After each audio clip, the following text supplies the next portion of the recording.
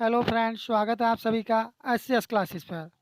आप लोगों को ज्ञात हो चुका होगा कि आपका एग्ज़ाम एसएससी जीडी 2025 की जो परीक्षा है वह 4 फरवरी से शुरू होने जा रही है। उसी पर्पज़ को देखते हुए आपके लिए लगातार प्रीवियस ईयर के क्वेश्चनों की श्रृंखला कराई जा रही है, जो कि यह हिंदी का प्रैक्टिस सेट नंबर 22 है। इससे पहले 21 प्रैक्टिस सेट आपके लिए करा चुकी हैं। इसलिए पर हिंदी के साइड में 20 क्वेश्चनों को लिया गया था, जो कि प्रीवियस ईयर एसएससी जीडी के 2024 के क्वेश्चनों को लिया गया था। इसलिए आप क्लास को पूरा देखें, कहीं से भी स्किप ना करें। बढ़ते हैं अपने पहले प्रश्न की तरफ। पहला प्रश्न अपना है कि वर्तनी की दृष्टि से अशुद्ध वाक्य का चयन कीजिए। आपको बताना क्या है, अशुद्ध वाक्य इसमें बताना है आपके लिए, और आपके लिए 5 सेकंड का टाइम मिलेगा। उसके उपरांत आपके लिए क्वेश्चन का आंसर बताया जाएगा। मैं आपसे असहमत नहीं हूँ, ये वाला तो आपका ठीक लिखा हुआ है, क्योंकि यह शुद्ध नहीं है। माउंट आबू के मंदिर देखने लायक हैं, ये भी ठीक लिखा हुआ है। मेरे पास 4 रुपये से अधिक नहीं, ये भी ठीक लिखा हुआ है। लेकिन जो आप जो ये फोर्थ वाले ऑप्शंस में देख रहे हैं, यह प्रस्ताव सबको स्वीकार्य है। क्योंकि ये स्वीकार्य जो लिखा है ये गलत तरह से लिखा हुआ है, इसलिए आपका जो जवाब होगा वह फोर्थ वाला ऑप्शन सही जवाब होगा, क्योंकि फोर्थ वाले ऑप्शंस में ही अशुद्ध तरह से लिखा हुआ है। बढ़ते हैं अपने अगले प्रश्न की तरफ। अगला प्रश्न है कि निम्न में से किस वाक्य में अधम के सही पर्यायवाची शब्द का प्रयोग हुआ है। आपके लिए अधम का पर्यायवाची का सही प्रयोग आपके लिए बताना किस में हुआ है। तभी किस में हुआ हुआ है आप कमेंट करें, इसका सही जवाब क्या होगा। यह पहला ही वाला ऑप्शन आपका सही जवाब हो जाएगा, वह बहुत नीच व्यक्ति है। पहला वाला ऑप्शन से यदि आपका जवाब होगा तब आपका बिल्कुल सही जवाब होगा। बढ़ते हैं अपने अगले प्रश्न की तरफ। अगला प्रश्न है कि निम्नलिखित शब्दों में से कौन सा शब्द द्रव्यवाचक संज्ञा शब्द है। आपके लिए द्रव्यवाचक संज्ञावाचक शब्द बताना कौन सा है, वह आपका हो जाएगा कोयला। पहला ही वाला ऑप्शन से आपका सही जवाब हो जाएगा। बढ़ते हैं अपने अगले प्रश्न की तरफ। अगला है कि जिसमें दया की भावना ना हो। क्या चीज़, जिसमें दया की भावना ना हो, वाक्यांश के लिए उचित शब्द क्या होगा। तब आपके लिए इसमें उचित शब्द बताना है क्या होगा। यदि आपको जवाब आ रहा है तो आप कमेंट कर दें। इसका जो सही जवाब होगा वह होगा निर्दय। फोर्थ वाला ऑप्शन से यदि आपका जवाब होगा तब आपका बिल्कुल सही जवाब होगा। बढ़ते हैं अपने अगले प्रश्न की तरफ। अगला प्रश्न है कि निम्नलिखित विकल्पों में से जो जाना ना जा सके। क्या चीज़, जो जाना ना जा सके, वाक्यांश के लिए एक सार्थक शब्द क्या होगा। आपके लिए सार्थक शब्द बताना किसके लिए, जो जाना ना जा सके।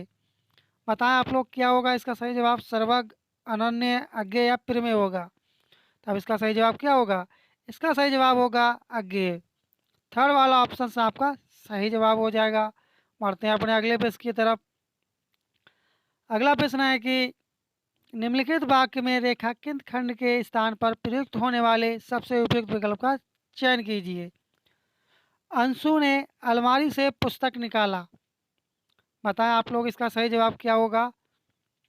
जो आप इसमें निकाला देख रहे हैं, निकाला जो लिखा हुआ है यही तो रेखांकित है, इसी का आपके लिए बताना सबसे उपयुक्त विकल्प बताना है। निकाल, निकाले, निकालिए, निकली। तब इसका सही जवाब क्या होगा। इसका सही जवाब क्या होगा। इसका सही जवाब होगा निकाली। क्या चीज़, अंशु ने अलमारी से पुस्तक निकाली। यहाँ पर निकाला है, यहाँ पर निकाली होना चाहिए था। ठीक है, इस तरह से थर्ड वाला ऑप्शन आपका सही जवाब हो जाएगा। बढ़ते हैं अपने अगले प्रश्न की तरफ। अगला प्रश्न है कि अव्यवस्था के लिए विलोम शब्द होगा। अब आपको इसमें बताना अव्यवस्था के लिए विलोम शब्द क्या होगा। तब इसका सही जवाब क्या होगा। गड़बड़ होगा, कुव्यवस्था होगा, सुव्यवस्था या अराजकता होगा।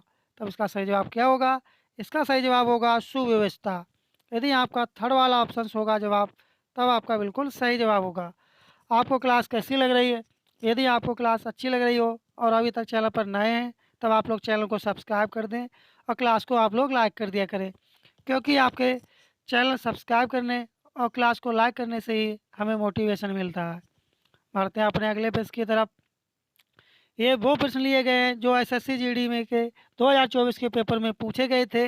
हो सकता है आपको इसी क्लास से 2000 एसएससी जीडी 2025 में इसी क्लास से आपको कुछ प्रश्न देखने को मिल जाएँ, क्योंकि प्रीवियस ईयर एसएससी जीडी के पेपर अक्सर लगातार रिपीट होते हैं, इस बात का भी आप लोग विशेषकर ध्यान रखें।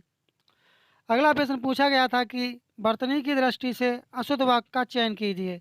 अब आपके लिए इसमें बताना, अशुद्ध वाक्य बताना कौन सा वाला अशुद्ध वाक्य होगा। यदि आपको जवाब आ रहा है तो आप कमेंट कर दें। यद्यपि शेर घायल हो गया तथापि वह मारा नहीं गया, ये वाला आपका ठीक है, लेकिन आपसे पूछा किया गया है, अशुद्ध पूछा गया है।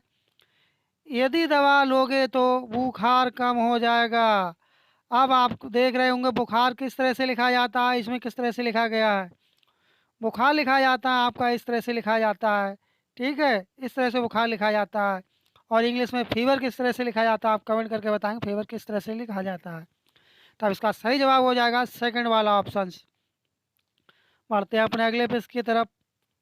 अगला प्रश्न है कि चांद की अपनी रोशनी नहीं होती है अपितु वह डैश से प्रकाश पाता है। सूरज के पर्याय से उपरोक्त वाक्य के रिक्त स्थान की पूर्ति कीजिए। तब इसका क्या सही जवाब आएगा, रिक्त के स्थान पर यहाँ पर क्या आएगा, ललित, भूधर, आदित्य या हिमकर। तब यहाँ क्या आ जाएगा, यहाँ आपका आ जाएगा आदित्य। क्या आ जाएगा, आदित्य यहाँ पर आपका आ जाएगा। इस तरह से आपका थर्ड वाला ऑप्शन से आपका सही जवाब होगा। बढ़ते हैं अपने अगले प्रश्न की तरफ। अगला प्रश्न है कि जो भूगर्भ के गर्भ का हाल जानता हो वाक्यांश के लिए इनमें से सही शब्द क्या होगा। बताएं आप लोग इसका सही शब्द क्या होगा। भूगर्भ वेता होगा, ब्रह्मज्ञानी, परमेश्वर या परम ज्ञानी। तब इसका सही जवाब हो जाएगा भूगर्भ वेता। पहला ही वाला ऑप्शन आपका सही जवाब होगा। बढ़ते हैं अपने अगले पेज की तरफ। अंत में आपको कमेंट करके बताना है कि आपने 20 प्रश्नों में से कितने प्रश्नों का सही जवाब दिया था। अगला प्रश्न है कि निम्नलिखित शब्दों में से कौन सा शब्द क्रिया विशेषण शब्द नहीं है। तब कौन सा जो क्रिया विशेष शब्द नहीं है वह आपका नहीं है क्या। बढ़ते हैं अपने अगले प्रश्न की तरफ। अगला प्रश्न है कि दिए गए मुहावरे में रेखांकित अंश के स्थान पर सबसे उपयुक्त विकल्प कौन सा होगा। करत करत अभ्यास के आदमी होत सुजान। तो आपके लिए किसका बताना है, आदमी का बताना है, यही तो रेखांकित है। तब यहाँ पर क्या होगा, राजा होगा, जड़मती होगा, बुद्धिमती या मनुष्य होगा। तब यहाँ पर क्या आएगा, कमेंट करें आप लोग यहाँ पर क्या इसका सही जवाब आएगा, करें आप लोग कमेंट। इसका सही जवाब आएगा, ज़्यादातर आप लोग इसका सही जवाब बता रहे हैं। इसका सही जवाब होगा जड़मती। जो आदमी है यहाँ पर आपका आ जाएगा जड़मती। करत करत अभ्यास के जड़मती हो तो सुजान, यहाँ पर आदमी ना होकर के जड़मती होना चाहिए था। बढ़ते हैं अपने अगले प्रश्न की तरफ। अगला प्रश्न है कि हथेली पर सरसों जमाना मुहावरे का अर्थ होगा क्या चीज़, हथेली पर सरसों जमाना। इसका आपके लिए अर्थ बताना है, इसका क्या होगा इस मुहावरे का अर्थ। यदि आपको जवाब आ रहा है तो आप कमेंट कर दें इसका सही जवाब क्या होगा। इसका सही जवाब अच्छी फसल होना, ये नहीं होगा। कम समय में कठिन कार्य करने की कोशिश करना, सेकंड वाला ऑप्शन इसका सही जवाब होगा। बढ़ते हैं अपने अगले प्रश्न की तरफ। अगला प्रश्न है कि निम्न वाक्य में रेखांकित शब्द के विलोम से रिक्त स्थान की पूर्ति कीजिए। जब आदि से सब कुछ अच्छा हो तो डैश भी भला ही होता है। तब आपके लिए बताना किसका है विलोम शब्द, आपके लिए आदि का विलोम शब्द बताना है। तब आदि का विलोम शब्द क्या होगा, परिणाम, अंत, भविष्य या आरंभ होगा। जो आदि का जो विलोम शब्द होता है वह होता है अंत होता है, जो कि इस प्रश्न का आप लोगों ने सही जवाब बताया कमेंट बॉक्स में। बढ़ते हैं अपने अगले प्रश्न की तरफ। अगला प्रश्न है कि नीचे दिए गए वाक्य में रेखांकित अंश के स्थान पर सबसे उपयुक्त विकल्प कौन सा होगा। मेरे को दिल्ली जाना है। अब आपको इसमें किसका बताना है, यही तो रेखांकित है, मेरे को दिल्ली। मेरे को इसमें बताना है आपके लिए, मेरे को जो लिखा हुआ है इसका आपके लिए बताना क्या होगा, तेरे को, इसका, इसकी या मुझे। तब इसका सही जवाब क्या होगा, इसका सही जवाब क्या हो जाएगा, इसका सही जवाब होगा मुझे। यहाँ पर आपका मुझे आ जाएगा, ठीक है, क्या आ जाएगा मुझे, क्या आ जाएगा, मुझे को दिल्ली जाना है। क्या होगा, फोर्थ वाला ऑप्शन आपका सही जवाब हो जाएगा। बढ़ते हैं अपने अगले पेज की तरफ।